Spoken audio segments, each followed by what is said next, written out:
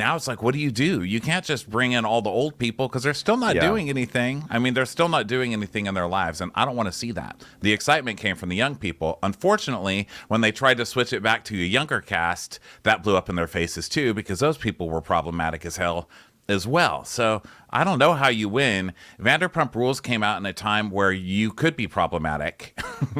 And I'm not saying straight up racist, which is what ended up happening. But I mean, times have changed. You know what I mean? People get offended at a lot more. And I don't know how long that show would have lasted the first couple of years. No, I mean, I think that Kristen has like an easier path if they were going to bring them back. I agree with Ronnie. I think that the show was at its weakest when it was focusing on people adulting and living in houses, maybe having babies, getting married. Like, that's literally the worst era of this show. It's been best when it has been dealing with people sleeping around and being terrible. Like, that has just always been its sweet spot. So just honestly, like Raquel and the pageants, I do think that Kristen and Stassi have aged out of the show. But if they were going to bring them back, I think Kristen has an easier road in, because I think Kristen has fewer offenses, even though she was fired for the same thing. There was always a sense, I think, from the public that she was kind of an accessory and that Stassi was the leading charge in that whole Faith situation. But at the same time, also look, like Jax and Brittany, they have a show on Peacock now. So, listen, I think at the end of the day, Bravo only cares about ratings. So whatever they will do to bring in more eyeballs, that's what they will do. Yeah. Well, I also, because Jax and Brittany, Brittany did, she went on Give Them Lala podcast and she said, next year or next season, I'm coming for your ass, talking about Tom Sandoval. And then she goes, oops. And I'm like, wait a minute. So now Jax just said that he was at Bravo when this whole TMZ interview came out with Raquel or Rachel, whatever you want to call her, outside of the nail salon.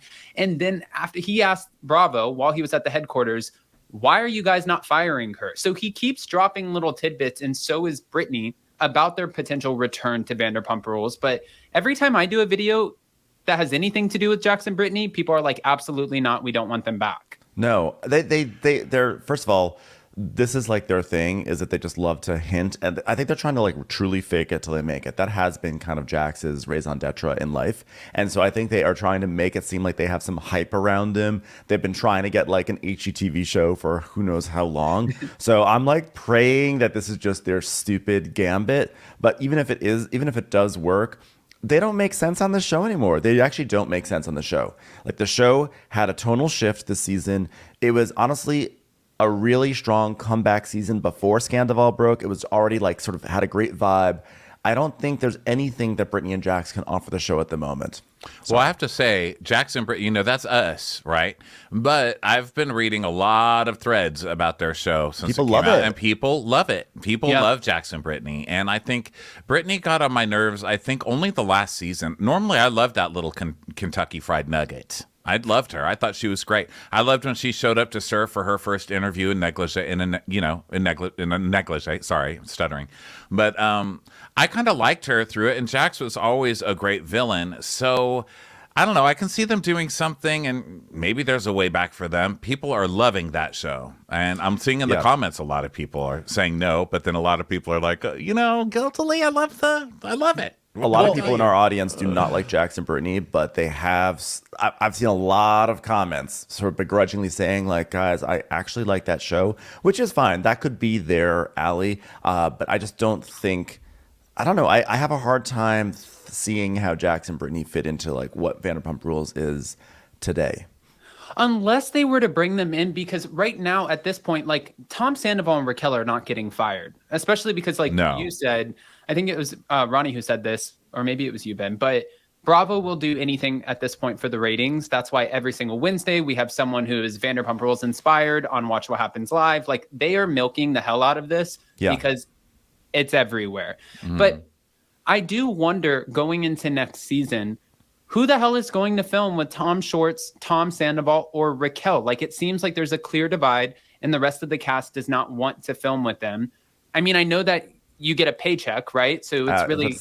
these are reality stars. They always find a way when that camera starts rolling, when it's like, well, you could either film with Tom Sandoval and just tell him off, or you can sit at home and not be on TV.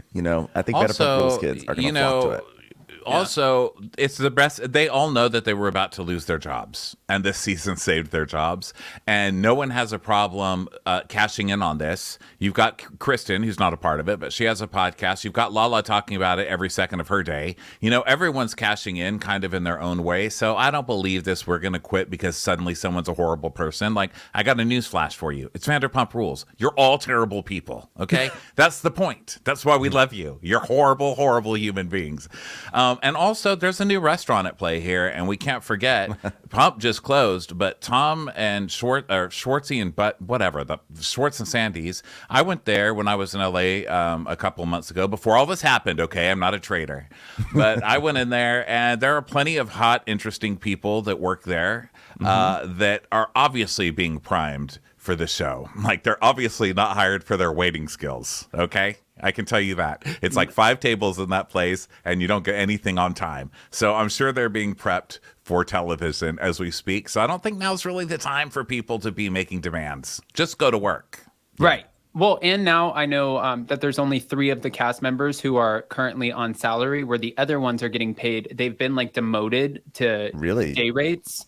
Which ones? Do you know? Are you allowed to say which ones? No.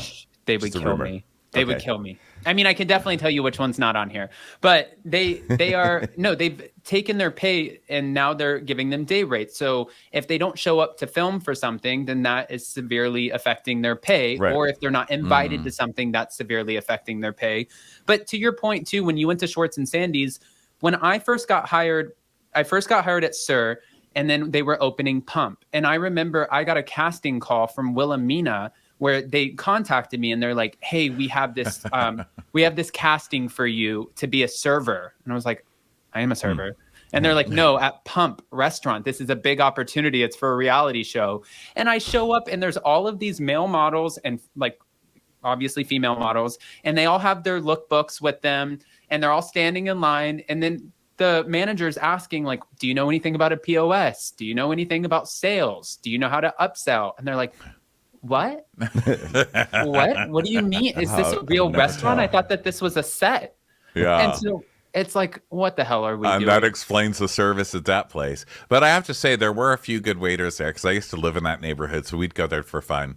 And there were some, but they were not models. You know what I mean? Like, you always knew who was a model and who was not a model. Yeah. I've always said that Lisa Vanderpump runs human trafficking out of there because there's the most gorgeous people and then you never see them again. They'll be there one night and then they're just gone, you know? I'm like, are the people for sale here? What is happening in this restaurant, ma'am?